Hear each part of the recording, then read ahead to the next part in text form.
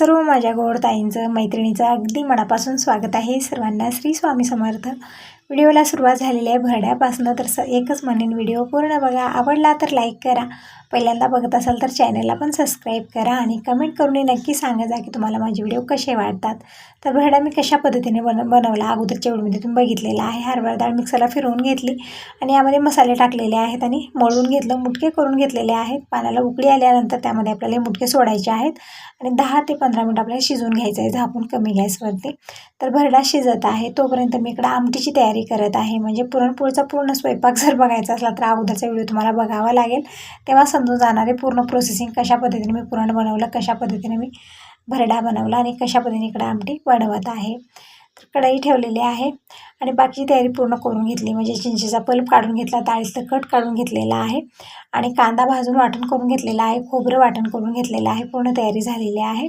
तर आता फक्त तडका द्यायचा बाकी राहिलेला आहे। तर कढईमध्ये मी 2 ते 3 चमचे तेल घेतलं, मोहरी जिरं टाकलं आणि ताजा फ्रेश कढीपत्ता टाकला, मस्त फ्लेवर येतो। नंतर मी लसूण टाकलेला आहे ठेचलेला, परतून घेतला। नंतर खोबरं टाकलेलं आहे, म्हणजे 1 वाटी सुकं खोबरं मी बारीक वाटून घेतलेलं आहे। पूर्णपणे खोबरं टाकलं, परतून घेतलं। खोबऱ्याचा कलर हलकासा लालवट झालेला आहे बघू शकता। तेव्हा आपल्याला सुके मसाले टाकायचे। सुक्या मसाल्यामध्ये काय काय टाकलेलं आहे, अर्धा चमचा हळदी पावडर टाकलेला आहे, 1 चमचा धना पावडर, 1 ते 1.5 चमचा लाल मिरची पावडर टाकलेली आहे। मसाला डब्यामधलेली लाल मिरची पावडर संपलेली होती तर मोठ्या डब्यातली काढून घेतली आणि मसाला डब्यामध्येही मी भरून ठेवलेली आहे। वरच्यावर ते मसाले संपत असतात टाकलेला आहे। नंतर मी जे कांदा आपण भाजून वाटून ठेवलेलं होतं ते शेवटला टाकलेलं आहे, कारण भाजलेलाच होता, जास्ती भाजायची आपल्याला गरज पडत नाही। टाकला, थोडा वेळ परतून घेतलेला आहे आणि इथं थोडंसं मी जे डाळीतलं कट काढून ठेवलेलं होतं ते थोडंफार टाकलेलं, जास्त नाही टाकलं, म्हणजे आमटीला तडका खूप छान बनतो। थोडं टाकायचं अगोदर फुल गॅसवरती, नंतर पूर्णपणे टाकलेलं आहे आणि चिंचेचा जे पल्प काढून ठेवलेला होता ते पण टाकलेलं आहे। पुरणपोळीच्या स्वयंपाकामध्ये सगळ्यात छान अशी आमटी झाली पाहिजे, तेव्हाच पुरणपोळीचा स्वयंपाक छान होतो। तर इकडं बघू शकता काय मस्ती चाललेली आहे। स्वयंपाकसुद्धा मला निवांत करू देत नाही ते मुलं घरी असल्यानंतर, यांची धिंगामस्ती चालूच असते। दीपकही तसाच करतो, दिनेशही तसाच करतो आणि दिनेशच्या मनात आलं की मम्मी मी आज देवपूजा करतो। म्हणजे काय झालं ना, थोडंसं लेट झालेलं आहे मला, म्हणजे मामा थोडंसं लवकर निघणार आहेत, मामा आलेले आहेत, म्हणत होते 9 साडेनऊ पर्यंत घरातनं निघणार, तोपर्यंत मला स्वयंपाक करायचा होता। तर मी स्वयंपाकात बिझी झाले आणि देवपूजेला मला लेट झालेला आहे। तर दिनेश देवपूजा करत आहे, पाणी भरून घेतलेलं आहे, म्हणजे कॅन पण मी सकाळी भरलेलं नव्हतं, फक्त एक हांडा भरून घेतला, कारण सकाळपासूनच माझी धावपळ चालू आहे। आणि इकडं दीपकची आंघोळ वगैरे झालेली, म्हणजे थोडासा लेट झालेला होता, सकाळपासून चालू होतं यांचं, तू अगोदर कर मी नंतर करतो, त्यामुळे दिनेश अगोदर आंघोळ केला आणि पाणी भरून घेऊन देवपूजा करत आहे।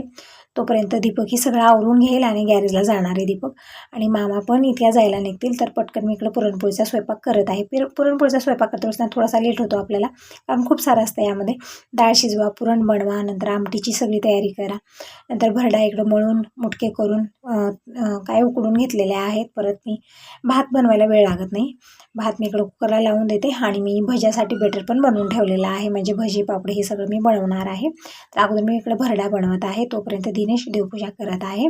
तर भरडा जे आहे उकडून घेतलेला आहे, गार झाल्यानंतर मी फोडून घेतला। आपण मिक्सरलाही फिरवू शकतो, ज्यावेळेत घाई गडबड आहे त्यावेळेत मी मिक्सरलाच फिरवते, पण आता मिक्सर काढून ठेवलेला आहे, तर ते लावण्यामध्ये करण्यामध्ये मला लेट होणारच होता, तर हातानंच मी मुटके फोडून घेतलेले आहेत।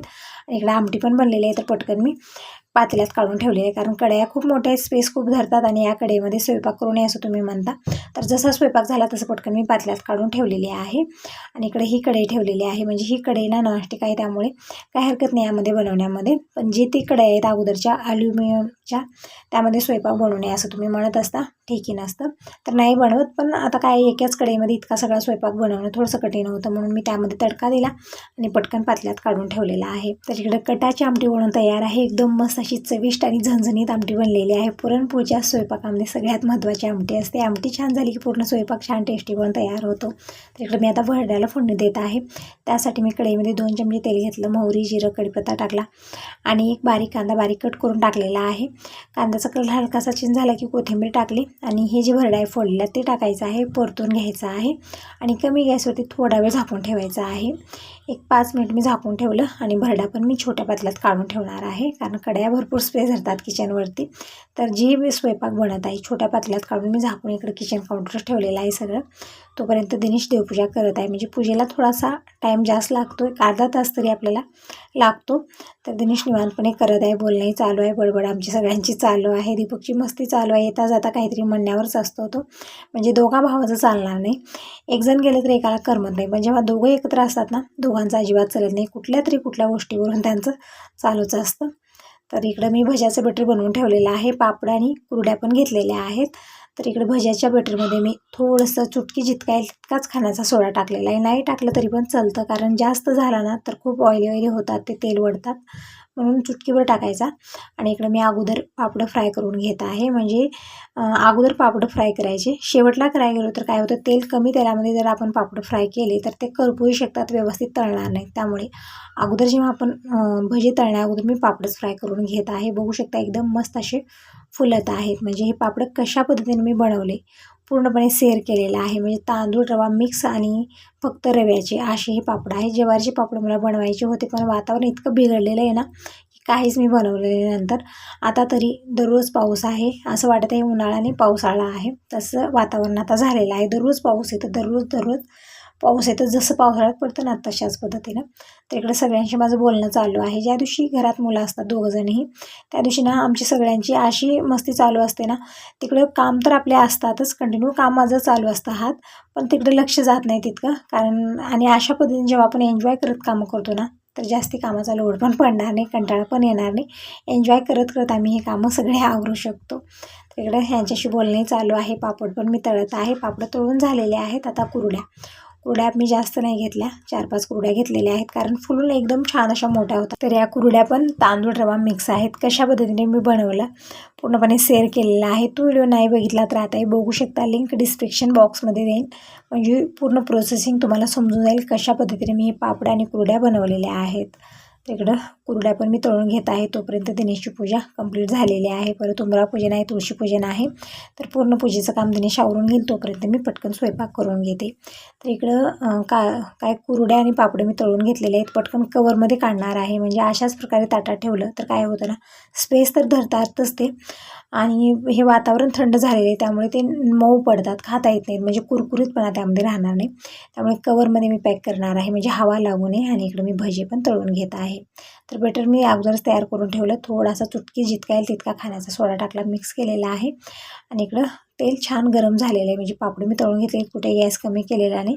त्या तेलामध्ये आपल्याला छोटे छोटे असे भजी जे आहेत ना ते तोडून घ्यायचे आहेत. फुलल्यानंतर व्यवस्थित फुलले जातात ते, कारण आपण सोडा पण यामध्ये चुटकीवर टाकलेला आहे. तर अशाच पद्धतीनं पूर्ण मी भजी तळून घेते. इकडं माझी बडबड चालू आहे, मामांचं तिकडं चालू आहे की मला लवकर जायचं आहे, कधी स्वयंपाक होणार. म्हणजे थोडासा किचट असतो पुरणपोळीचा स्वयंपाक म्हणल्याने, यामध्ये भरपूर सारं येतं आणि ते पूर्ण केल्यानंतरच आपली पुरणपोळीची थाळी जी आहे ना ते छान दिसते आणि खाण्यासाठी चविष्ट लागते. म्हणजे एखादी सुकी भाजी, कटाची आमटी, हे सगळं आपल्याला बनवायचंच असतं. तर तोपर्यंत हे पण लवकरच आलेलं. त्याचा टायमिंग सांगितलं तर सकाळचे 9:30 वाजलेले आहेत आणि आंबे घेऊन आलेले आहेत. म्हणजे आमरस बनवायचा आहे आणि आंबे आता खूप महाग आहेत, पण पुरणपोळी आणि आमरस खूप छान एकदम मस्त कॉम्बिनेशन आहे. आणि जितके दिवस आंबे असतात ना तितके दिवस आपण सणवार बघत नाही. मी तर पुरण बनवते, पोळ्या बनवते आणि आंब्याचा रस मी बनवते. म्हणजे आमरस आणि पुरणपोळी आपल्याला सणवार काही बघायचं नसतं, जेव्हा खायचं मन झालं त्यावेळेत मी करत असते. चपाती आमरस पण खूप छान लागतं आणि पुरणपोळीसोबत तर खूपच छान लागतं. घरात सगळ्यांना आवडतं, फक्त बाबाला सोडून. बाबा आमरस खात नाही, त्यांना आंबाच देते मी डायरेक्ट. तर इकडे 2 प्रकारचे आंबे घेऊन आलेले आहेत. एक मोठा आहे जे कलमीमधून येतो आणि दुसरे दिसत आहेत ते गावरान आहेत. तर म्हणत होते यामधलं कुठलंही कर, दोन्ही आंबे छान आहेत गोडीला. तर जे छोटे आंबे आहेत ना त्याचेच रस मी बनवणार आहे. तर दीपकला इकडे सांगितलं की मोठं काम की तू आमरस बनवतोपर्यंत मी भजी तळून घेते, कारण आता सगळ्यांनाच घाईगडबड आहे. मामा तर अगोदरच रेडी होते, आता त्यामध्ये हे पण सामील झालेले आहेत. आता मामा भाच्याचं चालू आहे की लवकर कर, लवकर जायचं आहे, कारण यांचं तरी तुम्हाला माहीत आहे घरात आल्यानंतर 5 मिनिट त्यांना बसवणं खूप अवघड होतं. तर तसं झालं. आता मामा भाचे बोलत बसलेले आहेत, तोपर्यंत मी भजी पूर्णपणे इकडं तळून घेते. तोपर्यंत दीपक इकडं रस करत आहे आणि पटकन आता पुरणपोळ्या बनवते. म्हणजे बाकीचा पूर्ण स्वयंपाक झालेला आहे, आमटी झालेली आहे, भात झालेली आहे, भरडा झालेला आहे, भजे पापड हे पण झालेलं आहे. परत इकडं दीपक आमरस करत आहे. तोपर्यंत हे पापड जे आहेत ना ते मी कवरमध्ये भरून ठेवते. म्हणजे हे काय होतं ना, हवा लागल्यामुळे मऊ पडतात ते. तर कवरमध्ये पटकन घालून पॅक बंद करून ठेवायचं, म्हणजे हवा लागणार नाही आणि ते जशाला तसं कुरकुरीतपणा यामध्ये राहतो. दिनेची चालू आहे मस्ती, इकडं म्हणत आहे सगळ्यांना मी पाणी भरून दे, म्हणजे देवपूजा वगैरे झालेली आहे. आता सगळ्यांना पाणी देण्यासाठी सांगितलेले, कारण थोडंफार त्यांना पाणी नेऊन ठेवलं. एक वेळा आसन टाकलं तेव्हा त्यांना वाटतं की आता पटकन जेवायला वाढणार. तरी पण पुरणपोळ्या बनवायला थोडासा लेट आहे. पापड वगैरे मी कवरमध्ये घालून ठेवले आणि अगोदर नैवेद्य बनवून घेते आणि मगच पुरणपोळ्या बनवणार. देवाला नैवेद्य दाखवणार, गाईसाठी काढून ठेवणार. समोर जर गाय आली असली तर देते अगोदर. जर का गाय नाही आली तर गाईच्या नावचं मी नैवेद्य काढून ठेवते, जेव्हा गाय येईल त्यावेळेस देते. तर इकडं अगोदर मी नैवेद्य बनवून घेणार आहे. तर कणिक मी मऊ करून घेत आहे, म्हणजे कणिक मी अगोदरच मळून ठेवलेले आहे. अर्धा तास हे कणिक जे आहे ना रेस्ट घेतलेले आहे. आता थोडंसं पाणी टाकून ॲब्झॉर्ब करायचं आपल्याला. यामध्ये एकत्र भरपूर सारं पाणी टाकायचं नसतं. थोडंसं पाणी मी या पिठामध्ये छान ॲब्झॉर्ब केलेलं आहे आणि मऊसूत आपल्याला मळून घ्यायचं आहे अशा प्रकारे. आणि थोडंसं वरून मी तेल लावलेलं आहे. आणि या कढईमध्ये जी भजी पापड मी तळलेलं तेल आहे ते पण मी कशात तरी एका म्हणजे तांब्या किंवा अशा भांड्यामध्ये ठेवते, म्हणजे ते खाली लवंडू नाही. ग्लासामध्ये काढायचं नाही, तांब्यात काढून ठेवते, कारण जास्त असतं थोडंसं आणि सांडायची भीती पण नसते. तर इकडं कणिक मी मळून घेतले, तोपर्यंत दीपकनं आमरस बनवलेला आहे. बघू शकता कणिक अशा पद्धतीने लागणार आहे. आपल्याला पुरणपोळी परफेक्ट बनणं, तर त्याच्यासाठी आपल्याला पुरण आणि कणिक जे आहे ना ते पण आपल्याला व्यवस्थितच बनवायचे आहे, परफेक्टच बनवायचे आहे. तेव्हाच पुरणपोळी परफेक्ट बनते, छान अशी फुलून मऊसुद्धा पुरणपोळी पण तयार होते.